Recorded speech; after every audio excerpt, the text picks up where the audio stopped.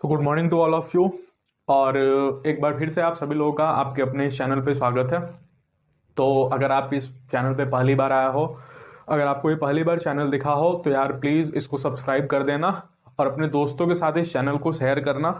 मैं आपको बता दूं कि आपको इस चैनल को क्यों सब्सक्राइब करना है, क्योंकि इस चैनल से आपको बहुत हेल्प मिलने वाला है। अगर आप 10th में पढ़ते हो, अगर आप 11th में हो, अगर आप 12th में हो और आपने फिजिक्स केमिस्ट्री मैथ जैसे सब्जेक्ट को सेलेक्ट किया है, तो यहाँ पे मैं फिजिक्स केमिस्ट्री मैथ्स के वीडियोस अपलोड करता हूँ। अभी तो मैं फिजिक्स और केमिस्ट्री पे काम कर रहा हूँ, इन फ्यूचर हो सकता है कि मैं मैथ्स के वीडियोस भी अपलोड करूँ, तो इन फ्यूचर वो बात होगी। लेकिन अभी फिजिक्स और केमिस्ट्री पे काम चल रहा है और फिजिक्स और केमिस्ट्री के ढेरों सारे लेक्चर्स प्रेजेंट है। मेरे प्लेलिस्ट को चेक करो और उस पर आपको फिजिक्स और केमिस्ट्री के बहुत सारे लेक्चर, जैसे कि अल्टरनेटिंग करंट चैप्टर बहुत ही कंफ्यूजिंग चैप्टर होता है, बच्चों को समझ नहीं आता ज्यादा। मैंने अमेजिंग शॉर्ट ट्रिक्स के साथ एक एक चीज अल्टरनेटिंग करंट का बताया हुआ है। एटॉमिक स्ट्रक्चर चैप्टर जो बहुत इंपॉर्टेंट है 11th के लिए भी, और 12th के फिजिक्स में तो डायरेक्ट मॉडर्न फिजिक्स में, तो उसको भी अमेजिंग शॉर्ट ट्रिक्स के साथ एक एक फॉर्मूला बताया। अगर आप वो नहीं देखो तो प्लेलिस्ट को चेक करो, लिंक मैं डिस्क्रिप्शन में दे दूंगा आपको, वहां से भी आप देख सकते हो। तो जाओ यार उसको देखो।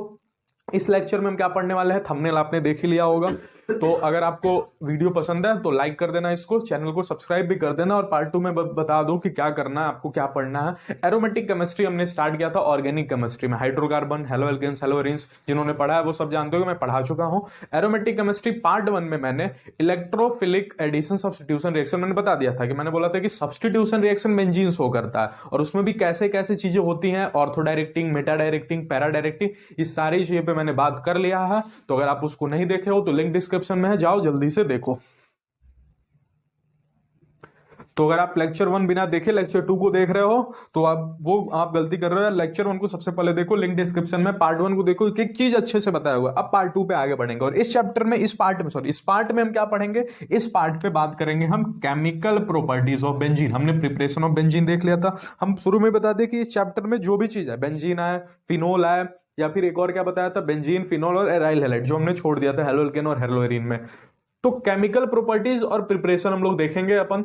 तो प्रिपरेशन तो बेंजीन का अपन देख चुके हैं, अब अपन को क्या देखना है, केमिकल प्रॉपर्टीज ऑफ बेंजीन। तो केमिकल प्रॉपर्टीज ऑफ बेंजीन में तो मैंने सबसे पहले बता दिया कि बेंजीन जो होता है, क्योंकि इस पे पाई इलेक्ट्रॉन डेंसिटी ज्यादा होती है, पाई इलेक्ट्रॉन डेंसिटी ज्यादा होती है, और पाई इलेक्ट्रॉन डेंसिटी अगर ज्यादा होगी तो न्यूक्लियोफाइल कैरेक्टर का हो गया। अच्छा सर, अगर ये न्यूक्लियोफाइल कैरेक्टर का हो गया तो इस पे तो सर इलेक्ट्रोफाइल अटैक करेगा। क्या अटैक करेगा इस पे, इलेक्ट्रोफाइल अटैक करेगा, इलेक्ट्रोफाइल अटैक करेगा। अच्छा सर, इलेक्ट्रोफाइल अटैक करेगा तो इसका बॉन्ड वॉन्ड भी टूटेगा क्या, हमने बोला बिल्कुल नहीं, बॉन्ड टूटेगा नहीं। क्यों सर, एडिशन रिएक्शन शो करेगा। मतलब एडिशन रिएक्शन बिल्कुल नहीं शो करेगा, क्यों, क्योंकि एरोमेटिसिटी लूज नहीं करेगा। अगर ये सब चीज आपको नहीं समझ में आ रही है, फिर से बोल रहा हूं, पार्ट 1 को जाओ देखो, लिंक डिस्क्रिप्शन में है, फिर इसको देखोगे तब जाके समझ में आएगा ये लेक्चर, ठीक। तो इलेक्ट्रोफाइल अटैक करेगा और इलेक्ट्रोफाइल सब्स्टिट्यूट करेगा हाइड्रोजन को, ताकि एरोमेटिसिटी भी लूज ना हो और काम भी हमारा हो जाए। तो सबसे पहला होता है केमिकल प्रॉपर्टीज में, दैट इज नाइट्रेशन।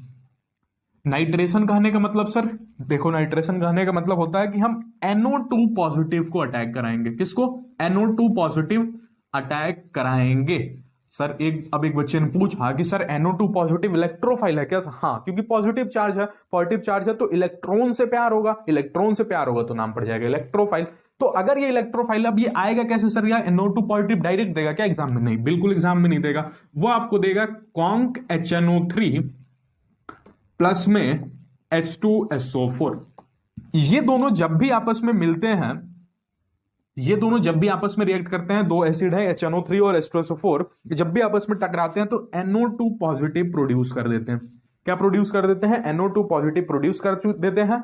मतलब एक इलेक्ट्रोफाइल बन के क्रिएट हो जाता है, दैट इज NO2 पॉजिटिव। और फिर वो किस पे अटैक कर सकता है, वो अटैक कर सकता है बेंजीन पे, इसके एक हाइड्रोजन को सब्स्टिट्यूट कर देगा और खुद अपनी जगह आ जाएगा कौन, NO2।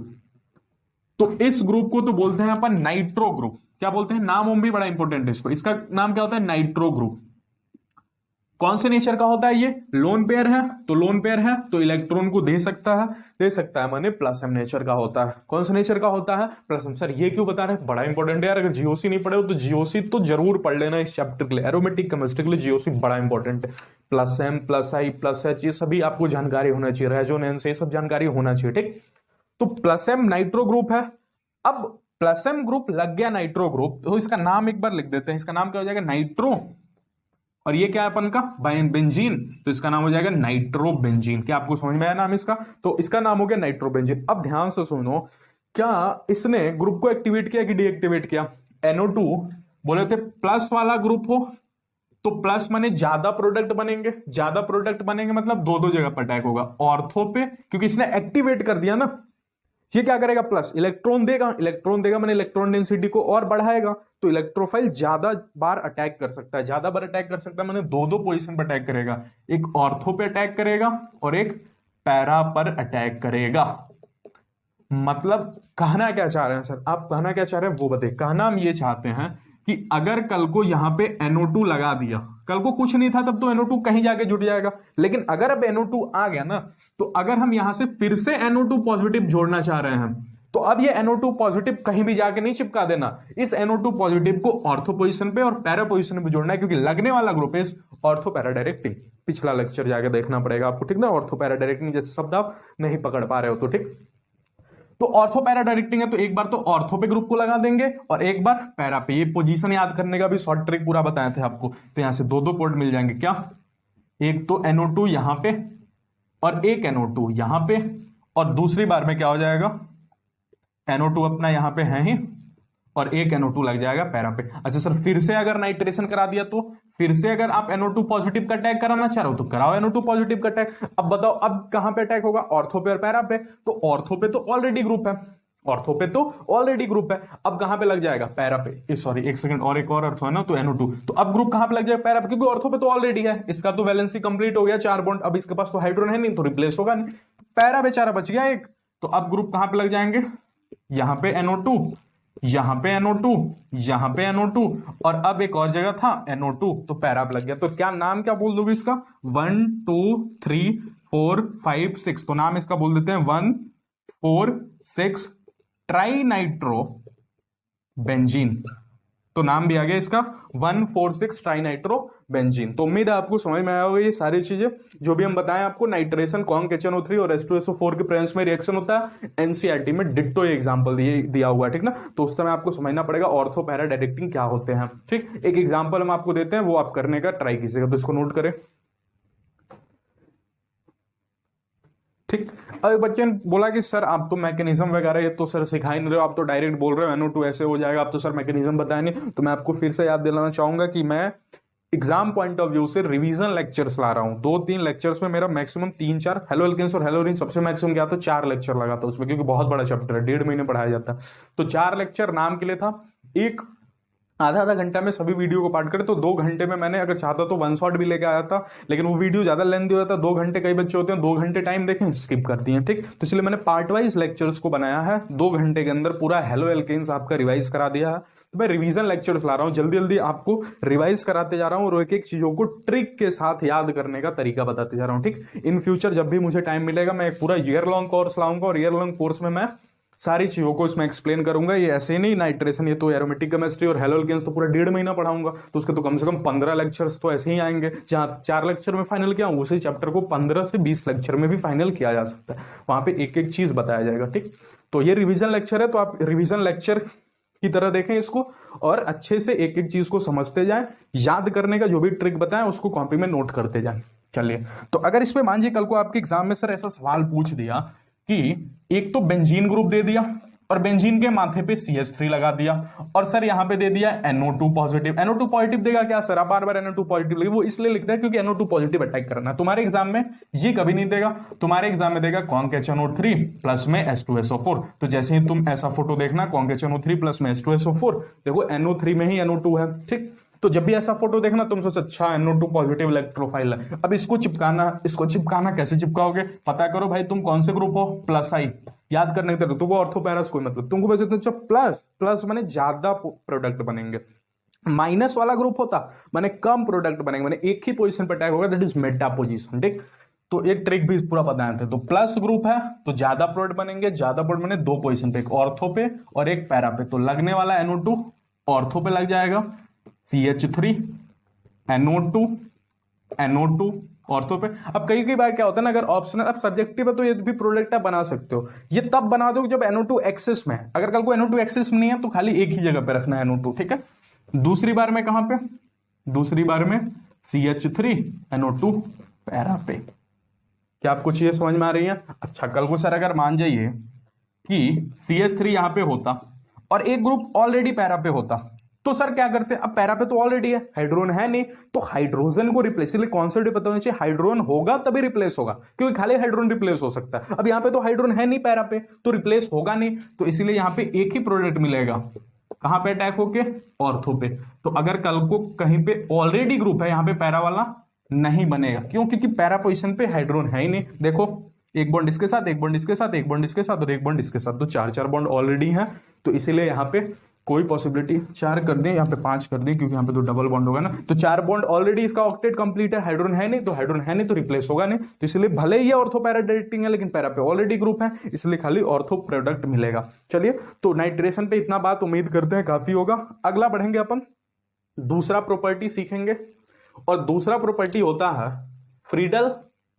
बहुत ही इंपॉर्टेंट, हर एग्जाम में पूछा जाएगा, चाहे बिहार बोर्ड का एग्जाम देने जा रहे हो, सीबीएसई का एग्जाम, जेई, नीट, जितने भी एग्जाम होते हैं, फ्रीडल क्राफ्ट रिएक्शन और कोल्बेज रिएक्शन, जो अगला हमारा होगा कोल्बेज रिएक्शन, इसी में पढ़ेंगे अपन। ये बहुत इंपॉर्टेंट होता है फ्रीडल क्राफ्ट रिएक्शन। अब फ्रीडल क्राफ्ट रिएक्शन में भी दो होते हैं। एक होता है, अपन का नाम होता है फ्रीडल क्राफ्ट एल्काइलेशन। क्या नाम होता है? Friedel Crafts alkylation. और दूसरा होता है फ्रीडल क्राफ्ट एसाइलेशन। सर ये फ्रीडल क्राफ्ट का मतलब क्या है? हमको भी नहीं समझना है, तुमको भी नहीं समझना है फ्रीडल क्राफ्ट से, हमको तो लास्ट के शब्द पे जोड़ दे देना है, एल्काइलेशन और एसाइलेशन। क्या हर बच्चे को एल्काइलेशन का मतलब पता है? एल्काइलेशन माने एल्काइल ग्रुप। कौन सा ग्रुप? Alkyl group. और एसाइलेशन मतलब सर, एसाइलेशन मतलब सर एसाइल ग्रुप। हाँ बिल्कुल, एसाइल ग्रुप। अब सर एल्काइल ग्रुप तो हम बचपन से देखते आ रहे हैं। एल्काइल ग्रुप माने होता है ऐसे लोग CH3 C2H5 जिनमें एक हाइड्रोजन कमी हो, एल्केन में से एक हाइड्रोजन निकाल दो, तो बचपन में ही पढ़ाई होता है, एक हाइड्रोजन निकाल दो एल्काइल बन जाएगा। तो सर ये तो हमको पता है। सर एसाइल ग्रुप आप बता दीजिए। हम बोले एसाइल ग्रुप मतलब होता है CH3, ये CH3 भी बोलना गलत होगा, RC डबल बॉन्ड O, माने C double bond O carbonyl हो और इसके बगल में कोई एल्काइल ग्रुप हो, तो इसको बोलते हैं अपन एसाइल ग्रुप। क्या बोलते हैं इसको? Acyl group. तो सर ये एल्काइलेशन एसाइलेशन तो हमको समझ में आ गया। एसन मतलब होता है जोड़ना, जैसे हाइड्रोजिनेशन था ना, तो हाइड्रोजन जोड़ना इज हाइड्रोजिनेशन। एसन शब्द का मतलब होता है जोड़ना। हेलोजिनेशन माने हेलोजन को जोड़ना। तो जहां भी एसन शब्द आ जाए ना, एसन का मतलब होता है जोड़ना। ठीक, तो सर एल्काइलेशन कहने का मतलब एल्काइल ग्रुप को जोड़ेंगे क्या सर? हाँ एल्काइल ग्रुप को जोड़ेंगे। और सर एसाइलेशन का मतलब एसाइल ग्रुप को जोड़ेंगे क्या? हाँ उस पे जोड़ेंगे। किस पे जोड़ेंगे सर? तो केमिकल प्रॉपर्टीज बेंजीन के है, तो बेंजीन पे जोड़ेंगे। मतलब सर आप कहना चाहते हो कि in the Friedel Crafts alkylation we will add alkyl as a electrophile on the benzene. हाँ बिल्कुल यही कहना चाहते हैं। और एसाइलेशन में sir we will add acyl as a electrophile on the benzene, या बिल्कुल यही बात कहना चाहते हैं। ठीक, तो एल्काइल ग्रुप सोचो कहां से आएगा? एल्काइल ग्रुप कब इलेक्ट्रोफाइल बनेगा? जब पास में कोई न्यूक्लियोफाइल हो। अरे दिमाग लगा सोचो ना, एल्काइल को हमको इलेक्ट्रोफाइल बनाना है तो पास में न्यूक्लियोफाइल होना चाहिए, तभी तो इलेक्ट्रोफाइल बनेगा ना। तो सोचो एल्काइल ग्रुप इलेक्ट्रोफाइल कब बनेगा? जब कार्बन से ज्यादा इलेक्ट्रोनेगेटिव वाले चिपकेंगे, और सबसे बढ़िया तो हेलोजन होते हैं। तो मतलब कहने का मतलब एल्काइल हैलाइड आपको देगा, तब आपको समझ जाना है एल्काइलेशन की बात चल रही है भाई। क्योंकि एल्काइल हैलाइड मतलब होता है CH3X, CH3X की RX। तो X तो अपन नेगेटिव है, तो R क्या बन जाएगा? पॉजिटिव। सर इसमें भी एसाइल ग्रुप में RC डबल बॉन्ड O और कोई हेलोजन ग्रुप ऐसे देगा क्या? हाँ। क्यों सर देगा हेलोजन ग्रुप? क्योंकि ये बन जाएगा न्यूक्लियोफाइल और ये बन जाएगा इलेक्ट्रोफाइल। अगर इसको इलेक्ट्रोफाइल बनाना है तो पास में कोई न्यूक्लियोफाइल को रखना पड़ेगा। क्या आपको बात समझ में है? फ्रीडल क्राफ्ट एल्काइलेशन और फ्रीडल क्राफ्ट एसाइलेशन। ठीक, तो इतना लिखिए, फिर हम इन दोनों को एक टॉपिक में करके एग्जाम्पल के साथ दिखा देते हैं। तो लिख दें आपके सामने कि फ्रीडल क्राफ्ट एल्काइलेशन में हम लोग एल्काइल ग्रुप को बेंजीन पे जोड़ते हैं, और फ्रीडल क्राफ्ट एसाइलेशन में हम लोग एसाइल ग्रुप मतलब RC डबल बॉन्ड O, इस वाले ग्रुप को जोड़ते हैं। ठीक, तो अगर इसको इलेक्ट्रोफाइल बनना है तो कोई न्यूक्लियोफाइल लेना पड़ता है, और क्या लिया जाता है? RX मतलब एल्काइल हैलाइड की रिएक्शन किसके साथ? बेंजीन के साथ। अभी नॉर्मली इलेक्ट्रोफाइल और न्यूक्लियोफाइल नहीं बन पाते, तो इलेक्ट्रोफाइल और न्यूक्लियोफाइल को बनाने के लिए यहां पे लिया जाता है AlCl3, और ऐसा सिखाया जाता है कि एल्यूमिनियम में वैकेंट ऑर्बिटल होते हैं, ये हेलोजन अपना लोन पेयर होता है, ये तुरंत लोन पेयर को इसमें दे देता है और ये बन जाता है न्यूक्लियोफाइल। चूंकि इसका इलेक्ट्रॉन लेके गया तो इस पे आ जाता है पॉजिटिव चार्ज, ऐसे सिखाया जाता है और ऐसा होता भी है। ठीक, तो आपको उस पर ध्यान नहीं देना, आपको क्या समझना है कि R बन गया पॉजिटिव और X इसके साथ बन गया अपना न्यूक्लियोफाइल बन जाता है। और वही काम इसमें भी किया जाता है, बेंजीन प्लस में, लेकिन यहाँ पे acyl group RC double bond O X और क्या ले आता है AlCl3, या कभी कभी दे देता है FeBr3, ये भी दे देता है, तो ये भी ध्यान रखिएगा। ठीक, तो क्या बन जाएगा ये AlCl3 इसलिए लिए क्योंकि ये न्यूक्लियोफाइल बन पाए। ये आमतौर पे RX R पॉजिटिव और X नेगेटिव में नहीं टूटता, क्योंकि ये न्यूक्लियोफाइल बन पाए। एल्यूमिनियम में वैकेंट ऑर्बिटल है, X अपना लोन पेयर इसमें दे देगा, लोन पेयर इसमें जाते हैं, ये तो बन गया अपना न्यूक्लियोफाइल, और ये इलेक्ट्रॉन इससे लेके गया, तो किसी से भी इलेक्ट्रॉन निकाल दीजिएगा तो उस पर कौन सा चार्ज आता है, पॉजिटिव चार्ज, तो R पे आता है पॉजिटिव चार्ज। करना क्या है सर, R को उठाना है और बेंजीन पे जोड़ देना है, उठाना है और R को बेंजीन पे जोड़ देना है। इसके आगे जो होता है ना, इसमें क्या करना है सर, इसके ऊपर आएगा पॉजिटिव, तो इसको उठाना है यहाँ पे, और C double bond O, R से मत जोड़ दीजिएगा, C double bond O R, क्योंकि पॉजिटिव चार्ज C के ऊपर है ना, तो जुटेगा C से। ठीक, तो आपको पता होगा कि ये कौन सा ग्रुप होता है R प्लस I। ये कौन सा ग्रुप होता है सर, हम बोले थे जितने भी कार्बोनिल होते हैं सभी के सभी होते हैं -M। क्या होते हैं, सभी के सभी -M होते हैं। ठीक, तो जितने भी कार्बोनिल कंपाउंड होते हैं वो कौन से नेचर के होते हैं, -M के होते हैं। तो इसके यहां तक तो कहानी ठीक होता है, लेकिन इस बॉक्स में थोड़ा सा हम बना के लिख दे रहे हैं कि जब हमने नाइट्रेशन किया तो नाइट्रेशन के बाद चूंकि वो +M नेचर का था, तो +M वाले ऑर्थो पैरा डायरेक्टिंग कर देंगे, NO2 इज ऑफ +M। एक सेकेंड, ठीक है। तो यहाँ पे देखिए, वहां पे थोड़ा सा सॉरी इसके लिए कि यार नाइट्रेशन मैंने थोड़ा सा गलत बता दिया। क्या गलत बता दिया कि नाइट्रेशन +M बता दिया, +M नहीं वो -M होता है, ठीक ना। तो इसके लिए आप थोड़ा सा जितना भी पीछे किए, जहां जहां ऑर्थो पैरा डायरेक्टिंग था वहां मेटा डायरेक्टिंग कर लीजिएगा, इतना तो आप चेंज कर ही सकते हो। ठीक, नाइट्रेशन में क्या कौन सा था ये, नाइट्रेशन NO2 कैसा होता है -M, तो यहाँ पे कौन सा डायरेक्टिंग होगा ये, मेटा डायरेक्टिंग। तो नाइट्रेशन के बाद बेंजीन क्या बन जाता है, मेटा डायरेक्टिंग, डीएक्टिवेट हो जाता है।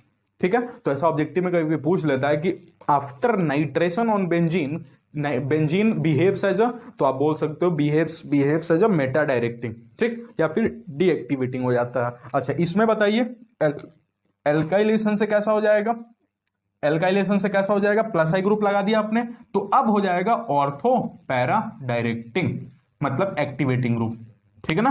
तो एल्काइलेशन के बाद बेंजीन बन जाता है ऑर्थो पैरा डायरेक्टिंग ग्रुप, या फिर बोल सकते हो कि एक्टिवेट हो जाता है बेंजीन। और एसाइलेशन के बाद, एसाइलेशन के बाद कैसा हो जाएगा, ये भी -M नेचर का, तो यहां पे भी क्या हो जाएगा, मेटा डायरेक्टिंग। तो यहाँ पे थोड़ा सा चेंज कर लीजिएगा, नाइट्रेशन में जहां हम बोल दिए हैं आपको NO2 +M, क्या हमको भी ज्यादातर चीजें से याद नहीं रहता, ठीक ना। तो हम भी यहाँ पे ऑन द स्पॉट सारी चीजों को बताते हैं, ऐसा नहीं कि बहुत ज्यादा होमवर्क करके यहाँ पे आते हैं, ऐसा कुछ नहीं है। ठीक, तो जो भी चीज अगर होमवर्क करके आते हैं तो ऐसा मिस्टेक होता नहीं, ठीक ना। तो आप समझ सकते हो, जो भी चीज पढ़ा रहे हैं ऑन द स्पॉट यहाँ पे पढ़ा रहे हैं, तो थोड़ा बहुत मिस्टेक हमसे भी हो गया, तो अब बता दे रहे हैं। इसलिए देखिए यहाँ पे थोड़ा सा हमको लगा कि NO2 नहीं, हम +M बता दिए हैं। तो NO2 is a -M group, -M group होने से क्या होता है, ये माइनस होने से कम बनेंगे, कम बने एक ही पोजीशन पे, मेटा पोजीशन पे। तो इतनी चीज आपको बता दी है, उम्मीद करते हैं आपको एक एक चीज समझ में आया होगा। नोट कीजिए, कुछ और बातें करेंगे फिर इस लेक्चर को एंड करेंगे। चलिए, अब जैसे ही मैं फ्रीडल क्राफ्ट रिएक्शन पढ़ा के जैसे ही खत्म कर रहा था, एक बच्चे ने तुरंत मेरे को रोक लिया। क्यों रोक लिया, क्योंकि उसने बोला कि सर यहां पे R पॉजिटिव बन रहा है, एक सेकंड, यहां पे R पॉजिटिव बन रहा है। और सर आप ही से हाइड्रोकार्बन पढ़ा था जिसमें आपने बोला था कि R पॉजिटिव मतलब होता है कार्बोकेटायन, और कार्बोकेटायन अगर बना तो सर ये स्टेबल बनेगा। मतलब स्टेबल बनेगा कहने का मतलब कि उस बच्चे ने मेरे को समझा दिया कि सर यहाँ पे रीअरेंजमेंट तो होगा, यहाँ पे रीअरेंजमेंट होगा, और सर जो इलेक्ट्रोफाइल R होगा वो रीअरेंजमेंट होने के बाद अटैक करेगा। क्या बोला सर, नहीं समझ में। अब बच्चे ने तो मेरे को तो समझा दिया, लेकिन अब हम जब समझाने गए तो एग्जाम्पल के साथ समझा दिए। कैसे, हमने बोला कि एक एग्जाम्पल देखो, फिर ये जो बच्चा बोलना चाह रहा है वो भी तुम समझ जाओगे। कैसे, ये बेंजीन है और यहां पे CH3 CH2 CH2 और कोई भी हेलोजन ग्रुप ले लिया गया एक AlCl3 के प्रेजेंस में, और आपको दे दिया रिएक्शन करिए। तो आपने तो सीख लिया कि जैसे ही आया ये X तो अपना हट जाएगा, ये बन जाएगा नेगेटिव इसके साथ, और यहां पे बन जाएगा पॉजिटिव। तो यहां पे बन गया CH3 CH2 CH2 पॉजिटिव। तो एक तो तरीका होगा, आप इसको उठाओ और यहां पे जोड़ दो, तो बन जाएगा ये अगर आपने किया तो यहां पे हो जाएगा CH2 CH2 CH3, ये आपके हिसाब से हो जाएगा। लेकिन उस बच्चे के हिसाब से जिसने मुझे समझाया कि रीअरेंजमेंट करा के फिर अटैक करेंगे, उसके हिसाब से वो बोलना चाह रहा है कि इसका अभी रीअरेंजमेंट कराओ। अब ये स्टेबल नहीं बना कार्बोकेटाइन, अभी इसका रीअरेंजमेंट कराओ। कहने का मतलब कि देखो पास में ज्यादा खुश होगा, क्योंकि पास में रख दोगे तो इसके पड़ोसी ज्यादा हो जाएंगे। ठीक, तो पास में इसको उठा के यहां पर रखो तो हो जाएगा CH3। अब पास में इसको रखो तो इससे हाइड्रोजन ले लोगे तो CH पॉजिटिव, और यहां पे क्या हो जाएगा CH3। तो उस बच्चे के हिसाब से अब इस कार्बन से ना अटैक करा के इस कार्बन से अटैक कराओ। तो देखो उस बच्चे ने क्या प्रोडक्ट बना दिया, उस बच्चे ने प्रोडक्ट बना दिया यहां पे तो CH और इसके दोनों तरफ CH3। सर ये तो एक ही बात है ना, एक ही बात नहीं है। क्यों? क्योंकि it is a propyl group, it is a propyl group, but it is not a propyl group, it is a isopropyl group. ये कौन सा ग्रुप है? Isopropyl group. ठीक ना, ये कौन सा ग्रुप है? Isopropyl group. या फिर अगर इसका IUPAC में नाम लिखोगे तो ऐसे सिखाया जाता है, जो डायरेक्ट जुटा हो इसको 1 नंबर और इधर जाओ तो 2 नंबर। तो इसके लॉन्गेस्ट चेन में 2 ही कार्बन है, ये एज ए सब्स्टिट्यूएंट बन गया। सब्स्टिट्यूएंट का भी सब्स्टिट्यूएंट, तो इसका नाम दे देते हैं कॉम्प्लेक्स सब्स्टिट्यूएंट। ठीक, ये सब्स्टिट्यूएंट का भी ये सब्स्टिट्यूएंट बन गया, तो इसका नाम लिखा जाएगा 1 मिथाइल, क्या लिखा जाएगा 1 मिथाइल। पहले पोजीशन पे कौन सा ग्रुप है? मिथाइल, और पूरे लॉन्गेस्ट चेन में क्या है? इथाइल। तो 1 मिथाइल इथाइल बेंजीन। ठीक ना, तो इसका नाम हो जाएगा 1 मिथाइल इथाइल बेंजीन। ठीक, तो ये तो सब्स्टिट्यूएंट का नाम हो गया, ठीक है, जो कि पहले पोजीशन पे है। तो 1 मिथाइल इथाइल बेंजीन। ठीक ना, तो आपको समझ में आएगा। या फिर इसको कौन सा ग्रुप बोल दिया था? Isopropyl group. तो इसका दूसरा नाम हो जाएगा आइसोप्रोपाइल बेंजीन, और जहां इसका नाम क्या हो जाएगा? केवल प्रोपाइल बेंजीन। ठीक, तो बच्चा वही कहना चाहता था कि अगर R बना तो R का हम करेंगे रीअरेंजमेंट और फिर अटैक कराएंगे। ठीक, अच्छा एक एग्जांपल और फ्रीडल क्राफ्ट रिएक्शन का बढ़िया एग्जांपल करा देते हैं आपको, फिर अपन आगे बढ़ जाएंगे। इस लेक्चर में अपन बेंजीन का केमिकल प्रॉपर्टी 2 ही बचा, इसके बाद सल्फोनेशन और हेलोजिनेशन उसको कंप्लीट कर लेंगे। चलिए देख लेते हैं यहां पे क्या हुआ। एक सबसे बढ़िया एग्जांपल एक और करा देते हैं कि यहां पे ग्रुप है कोई CH3, और यहां पे अपन इंट्रोड्यूस कर देते हैं CH3C double bond OX AlCl3 के प्रेजेंस में। तो यहां पे कौन होगा? R positive. ये है आपका एसाइल ग्रुप, ये है एसाइल ग्रुप, तो यहां पे आ जाएगा पॉजिटिव चार्ज। लेकिन अगर ये पॉजिटिव चार्ज आएगा तो अगर बेंजीन पे कोई ग्रुप है ना, तो चेक करो ग्रुप ऑर्थो पैरा है कि कौन सा है, किसी पे भी उठा के नहीं जोड़ देना। तो ये है प्लस आई माने ज्यादा पोजीशन, तो ऑर्थो पे और पैरा पे। तो लगने वाला CH3 कहीं पे ना लगा देना, उसको लगाना C double bond O CH3। एक बार यहां पे CH3 है यहां पे, और दूसरी बार में CH3 और C double bond O CH3 यहां पे। अब देखो इसके बाद क्या हो सकता है? इसके बाद दे सकता है आपका और अच्छा खासा अगर सवाल बनाना हो तो दे देगा LiLH4, या फिर कल को RMGX भी दे सकता है। तो जितने भी लोग ये सब पढ़े, LiLH4 क्या करेगा? रिडक्शन करा देगा। ये कौन सा ग्रुप है? ये आपका कौन सा ग्रुप है? तो कीटोनिक ग्रुप है। तो हालांकि कीटोन का तो रिडक्शन नहीं हो पाएगा। LiLH4 है तो इसको किस में रिड्यूस कर देगा? LiLH4 है तो इसको रिड्यूस कर देगा आपको। अच्छा RMGX के साथ कैसे केस होगा? कीटोन है तो कीटोन का तो रिडक्शन नहीं हो पाएगा। ठीक, तो ये तो कीटोन ग्रुप है तो कीटोन का तो रिडक्शन होगा नहीं, इसलिए LiLH4 ना हटा लेके हम H2 दे रहे हैं। क्या दे रहे हैं? H2। तो हाइड्रोजनेशन तो हो सकता है निकल और प्लेटिनम के प्रेजेंस में। कैसे करते हैं हाइड्रोजनेशन? इस बॉन्ड को तोड़ दो, एक हाइड्रोजन यहां पे लगा दो और एक हाइड्रोजन यहां पे लगा दो, तो बन गया CH3, यहां पे C, ऊपर OH, यहां पे भी H और CH3, तो एल्कोहल बन गया।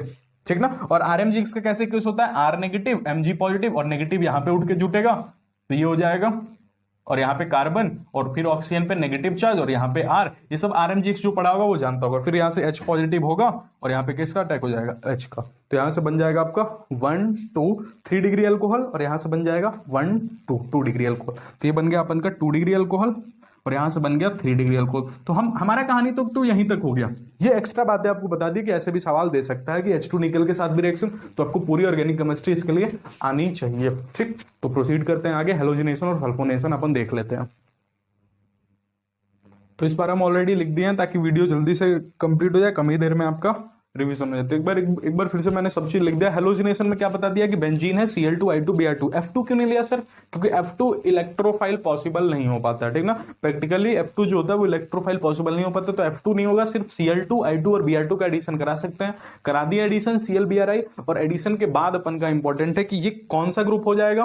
ये भले ही लेक्चर 1 में बताए थे ये -I ग्रुप होता है, लेकिन चूंकि इसके ऊपर लोन पेयर होता है तो लोन पेयर होने से पाई इलेक्ट्रॉन डेंसिटी को और बढ़ा देता है, और ये थोड़ा एक्सेप्शन केस होता है। भले ही -I ग्रुप है तो होना चाहिए था तो आमतौर पे मेटा डायरेक्टिंग, लेकिन है हो जाता है ये ऑर्थो पैरा डायरेक्टिंग, ठीक। तो क्या हो जाता है ये ऑर्थो पैरा डायरेक्टिंग। तो उम्मीद है आपको ये बात समझ में आएगा। अगर ये ऑर्थो पैरा डायरेक्टिंग हो गया तो अगर हम फर्दर मान लीजिए फर्दर हम एक क्वेश्चन इस पे खूब अच्छा क्वेश्चन देता है कि अच्छा ये डार्क क्यों लिया सर, अंधेरे में इसका रिएक्शन क्यों कराते हैं सर, सनलाइट के प्रेजेंस में क्यों नहीं करा सकते। अगर सनलाइट के प्रेजेंस में रिएक्शन कराते हैं तो ऐसा बोला जाता है कि अगर अपन ने सनलाइट के प्रेजेंस में रिएक्शन कराया तो फिर वो बॉन्ड को तोड़ देता है। जैसे दो रिएक्शन दिखा देते हैं आपके सामने। ये सनलाइट के प्रेजेंस में अगर अपने X2 का एडिशन करा दिया तो फिर क्या होगा, फिर बॉन्ड टूट जाएगा और फिर एडिशन ऑफ X2 हो जाएगा, जो अपन ने हाइड्रोकार्बन में पढ़ा था। तो एक बार X यहां पे जुड़ जाएगा, एक बार यहां पे, एक बार यहां पे, एक बार यहां पे, एक बार यहां पे, और एक बार यहां पे। X बहुत ही एक्सेस में X ले रहे हैं तो मिल क्या जाएगा आपको, मिल जाएगा आपको X, X, यहां पे भी X, यहां पे भी X, हर पोजीशन पे X ग्रुप लग जाएगा। तो ये प्रोडक्ट मिल जाएगा, साइक्लोहेक्सेन मिल जाएगा आपका। लेकिन अगर आपने यही रिएक्शन डायरेक्ट में किया तो फिर आपका बॉन्ड नहीं टूटेगा, एरोमेटिसिटी एडिशन रिएक्शन तो होगा नहीं, क्योंकि एरोमेटिसिटी वो लूज नहीं करना। सनलाइट के प्रेजेंस में करेंगे तो फिर हीट देंगे तो बॉन्ड टूट सकता है, ठीक है। तो अगर आपने फर्दर यहां पे और ज्यादा X2 दिया तो फिर सोचो ये कहां पे अटैक होगा, एक तो ऑर्थो पोजिशन पे अटैक होगा और एक बार पैरा पोजिशन पे अटैक होगा। तो दो प्रोडक्ट बनेंगे, चूंकि हम एक्सेस में ले रहे हैं तो एक बार X यहां पे आ जाएगा, एक ऑर्थो पे आ जाएगा और एक बार पैरा पे आ जाएगा, ठीक। तो यहां पे देखिए 1 2 3 4 और 4 बना और बेंजीन है। तो इसका नाम अगर अपन लिखना चाहें तो 1 2 3 4 5 6 तो लिख सकते हैं 1 2 3 4 5 6। तो 6 मतलब क्या हो गया, हेक्सा। और मान लीजिए कल को ये ब्रोमो है तो क्या, अगर मान लीजिए X की जगह क्या है ब्रोमीन, तो हेक्सा ब्रोमो साइक्लो हेक्सेन, ये नाम हो जाएगा इसका। तो अगर आपने सनलाइट के प्रेजेंस में रिएक्शन को तो ये बन जाएगा 1 2 3 4 5 6 हेक्सा ब्रोमो। अगर ब्रोमीन है तो ब्रोमो, फ्लोरीन सॉरी क्लोरीन है तो क्लोरो ब्रोमो साइक्लो हेक्सेन। और यहां पे क्या बन जाएगा 1 2 3 4 नहीं 4 और यहां सॉरी 3 4 5 और 6। तो यहां पे बन जाएगा 1 2 4 6 4 है तो टेट्रा, और ब्रोमीन है तो ब्रोमो, और साइक्लोहेक्सेन नहीं क्या हो जाएगा बेंजीन, क्योंकि बेंजीन ग्रुप है ना। तो 1 2 4 6 टेट्रा ब्रोमो बेंजीन। तो देखिए सनलाइट के प्रेजेंस में और डार्क के प्रेजेंस में कितना डिफरेंस है। जहां डार्क के प्रेजेंस में करा तो इलेक्ट्रोफिलिक सब्स्टिट्यूशन रिएक्शन हो गया, और अगर अपन ने सनलाइट के प्रेजेंस में किया तो एडिशन ऑफ X2 हो गया, ठीक। और दोनों बार प्रोडक्ट अलग अलग बन गए। ये कौन सा डायरेक्टिंग होता है, ऑर्थो पैरा डायरेक्टिंग। एक और टॉपिक बच जाता है सल्फोनेशन, उसको अपन कंप्लीट कर देते हैं।